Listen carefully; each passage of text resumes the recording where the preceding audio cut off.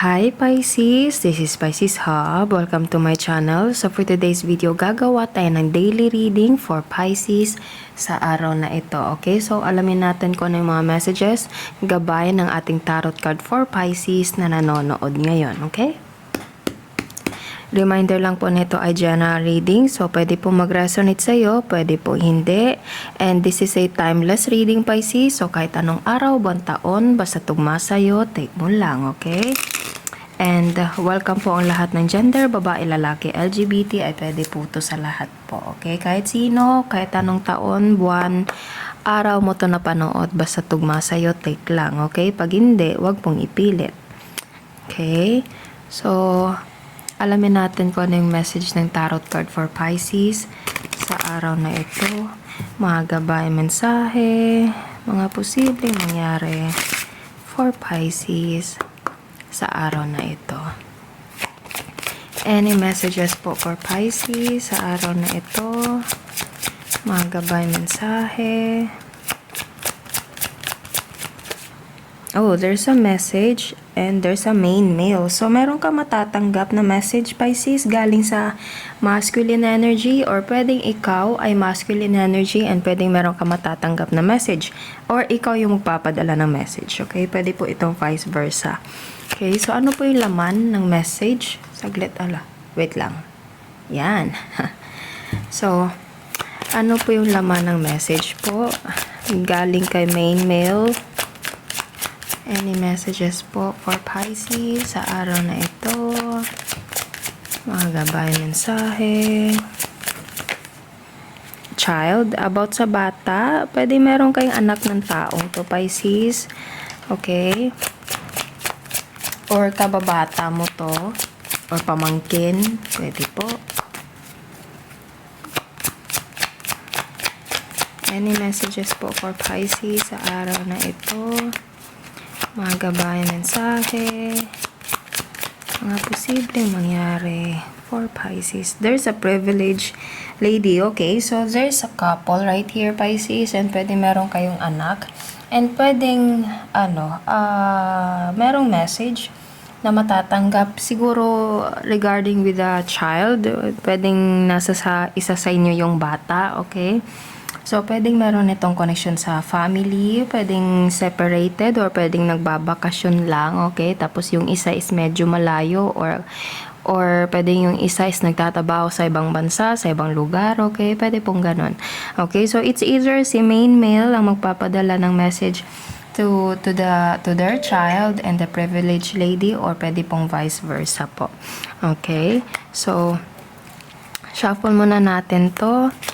And alamin natin, any messages po, ano pa po yung message po regarding with this main male, the child, and the privileged lady.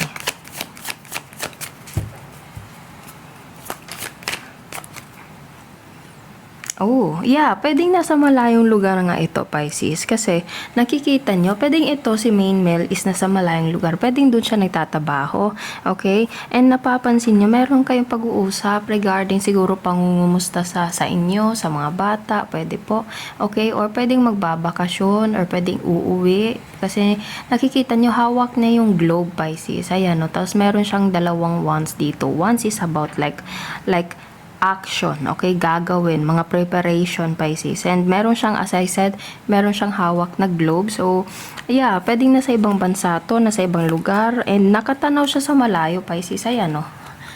Ayan. May bundok, andito siya dito, tapos may dagat, Pisces. So, yung mukha niya or yung focus niya is nandun. So, pwedeng dadaan ng dagat. Itong, paglalakbay na ito. So, pwedeng meron kang matatanggap na message regarding with this person, about sa bata or sa inyo. Yeah, biglaan. Okay, mabilisan. Kasi meron tayo ditong Knight of Swords. So, pwedeng, merong message. It's either in-expect mo to or hindi, Pisces. Pero merong message na pwedeng galing sa ibang bansa, sa ibang lugar. And matatanggap mo ito, new to, or ikaw yung magpapadala, Pisces. Okay, so pwedeng may pagta-travel or pwedeng pangungumusta, pwede pong ganon. Okay, so ano pa? Any messages po for Pisces sa araw na ito. Meron pa po ba? Ayun. Yeah, meron talagang meron talagang pag-uusap Pisces. Ayan do, 3 tao. Okay, 3. Ayan. Main male, privileged lady, and the child. And then dito naman is 3 of Pentacles. Ayan, pwedeng asawa mo to Pisces. Okay, pwedeng malapit sa buhay, family member, okay. Kasi nakikita nyo, meron silang pag-uusap-usap dito. And itong pag-uusap-usap dito, pwedeng kayo to Pisces. And pwedeng mag-uusap kayo, pwedeng merong yun nga, parang video call. Mag-uusap kayo sa camera, sa cellphone, sa social media or anything, or yun nga, tawag. Kasi hindi siya person hindi siya in person kasi message, and then medyo malayo tong taong to or ikaw Pisces. So pwedeng merong video call, pwedeng merong tawag, okay, and pwedeng ito ay tungkol sa bata or pangumusta or anything na family matter. Pwede po. Okay? So, ano pa? Ayun, may nag-flip. Saglit lang po. There's a nine of cups. Yes, sobrang lapit to sa puso mo, Pisces. Itong taong to, sobrang lapit sa puso mo, sa puso nyo. Pwedeng asawa mo to, pwedeng family member, pwedeng anak mo, nanay, tatay, kapatid. Ayan, pasensya, medyo naputol yung ano natin, Pisces. Ito nga, meron nga parang mahal mo sa buhay, Pisces. Pwedeng kapatid, pwedeng asawa, pwedeng nanay, tatay ng anak mo, okay, family member, or anak mo mismo, or kahit sino. Basta 3 tao yung nandito, Pisces, and 3 tao yung nandito. So, pwede merong isa sa inyo na nagtatabaho sa malayong lugar, Pisces, and pwedeng mangumusta, magvi-video call, okay? And, yeah, pwedeng ito ay nasa malayong lugar po. So, pwedeng posible makakatanggap kayo ng message or ikaw yung magpapadala ng message po. Okay? So, pwedeng you're dealing with a fire sign, Aries, Leo, Sagittarius. Pasensya na po sa aso ko po.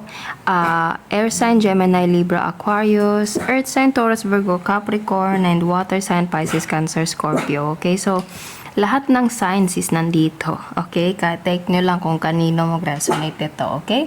So, yun po ang ating reading for Pisces sa araw na ito. Naway nagustuhan nyo po. Huwag nyo po sanang kalimutan na mag-like at mag-subscribe po sa ating channel and click the bell button para ma-notify po kayo sa next videos na i-upload natin. Okay? So, thank you Pisces and God bless!